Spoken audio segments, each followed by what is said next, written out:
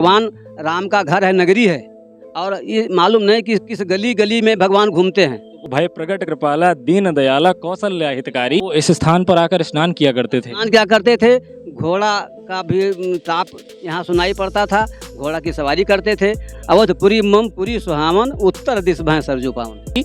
आप यहाँ पर आइए और इस घाट में स्नान कीजिए यहाँ पर, और फिर भगवान श्री राम जन्मभूमि पर जाकर उनके दर्शन कीजिए। नमस्कार, मैं प्रभाकांत श्रीवास्तव आप सभी लोगों का अपने चैनल पर हार्दिक स्वागत करता हूँ और आप लोग देख रहे हैं ईसुभाई ब्लॉग्स मंदिर दर्शन। दोस्तों, कहते हैं ना कि भगवान राम की जन्मभूमि में आना एक सौभाग्य की बात होती है, और आज हम भगवान राम की जन्मस्थली जन्मभूमि पर हैं। और आप हमारे पीछे जो ये दर्शन कर रहे हैं, ये इसको नया घाट के नाम से जाना जाता है। और मैं आपको बता दूं, जो आप पीछे ये दर्शन कर रहे हैं, ये सरयू की एक शाखा है और यहाँ पर हम आपको लाए हैं। वैसे आप लोग यहाँ पर आ सकते हैं, किसी प्रकार की कोई समस्या नहीं है। और हमारे साथ अभी जो मौजूद है कैमरामैन, उनका नाम है मिस्टर रूपचंद्र साकी जी, हमारे साथ मौजूद हैं। और मैं आप लोगों को एक चीज़ कहना चाहता हूँ कि जब आप अयोध्या जंक्शन पर उतरें तो सबसे पहले मैं आपको बता दूँ कि आप यहाँ पर नए घाट पर आके स्नान कीजिए। यहाँ पर ज़्यादा पानी नहीं है, आराम से आप यहाँ पर स्नान कर सकते हैं अपनी सुविधा पूर्वक। उसके बाद आप यहाँ से हनुमानगढ़ी और कनक भवन, दशरथ महल के आसानी पूर्वक दर्शन कर सकते हैं। हमारे साथ एक बाबा जी मौजूद हैं यहाँ पर। क्या नाम है आपका? नारायण दास शास्त्री।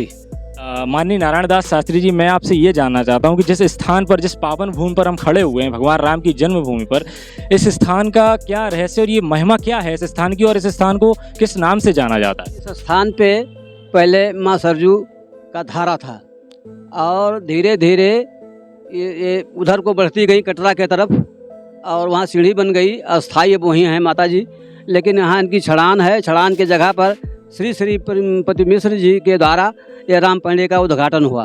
उसके बाद में फिर इसमें बड़ी गंदगी हुई और घास फूस निकलने लगा, बहुत ज़्यादा परेशानी आई। तो योगी के द्वारा, आदिनाथ योगी के द्वारा इसका उद्घाटन किया गया, फिर से मरम्मत हुआ, बनवाया गया। अब बहुत सुचारू रूप से माँ सरजू की धारा यहाँ चलती है। लोग स्नान करते हैं और भीड़ भी होती है, स्नान भी करते हैं, जल भी ग्रहण करते हैं, बैठने के साफ़ सुथरा भी है।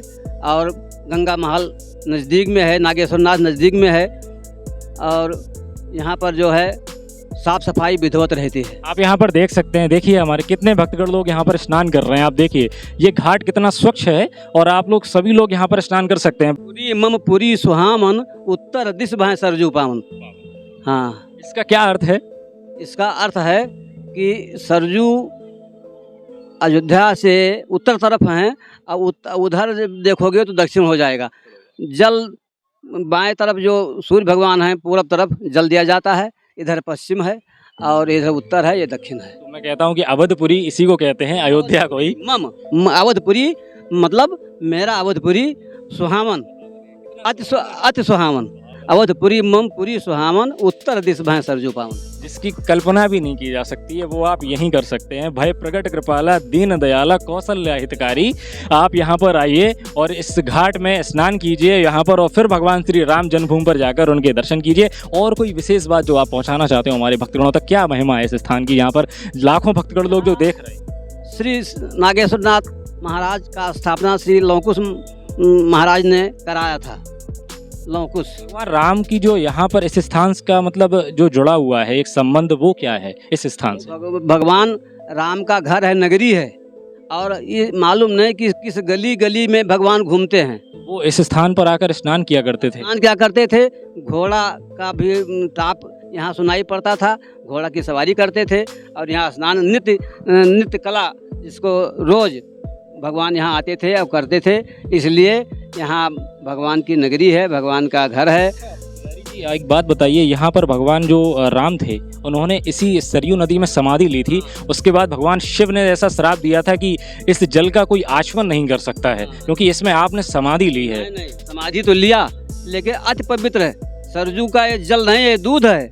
यहाँ से जल जाता है, हर मंदिर में पूजा होता है, हर मंदिर में भोग लगता है, लेकिन लोग बाहर से आते हैं, गंदगी करते हैं, कपड़ा भी छांट लेते हैं, उसमें जो ना समझ है वो करते हैं। लेकिन फिर भी उनमें इतनी शक्ति है कि गंदगी को साफ करके और जल भी स्वच्छ होता है, मंदिर में जाता है, ऐसी मान्यता है। हर मंदिर में भोग लगता है, भगवान नहलाए जाते हैं, बड़े बड़े भक्त रात में आते हैं, यहाँ स्नान करते हैं। यही मान्यता सरजू की है। वैसे वामन पुराण में लिखा हुआ है, मत्स्य पुराण में भी लिखा हुआ है कि भगवान विष्णु जी के नेत्र से निकली थी, लेकिन कुछ मान्यताएं ये भी कहती हैं कि भगवान शिव ने सरयू से बाद में ये कहा था कि देखो, आपके स्नान करने से पाप जो प्राणी है वो पाप मुक्त तो हो जाएगा, लेकिन आपका जल कभी पूजा आचमन के लिए प्रयोग नहीं किया जाएगा। क्यों चढ़ता है? चढ़ता है, सही बात। नागेश्वर नाथ में सरजू का जल चढ़ता है। अधिक लोग सरजू का चढ़ाते हैं, जो बाहर से आते हैं गंगा जल लाते हैं, जो बाहर से दूर से आते हैं वो गंगा जल लाते हैं, बाकी यहाँ के सब लोग सरजू का जल चढ़ाते हैं नागेश्वर नाथ।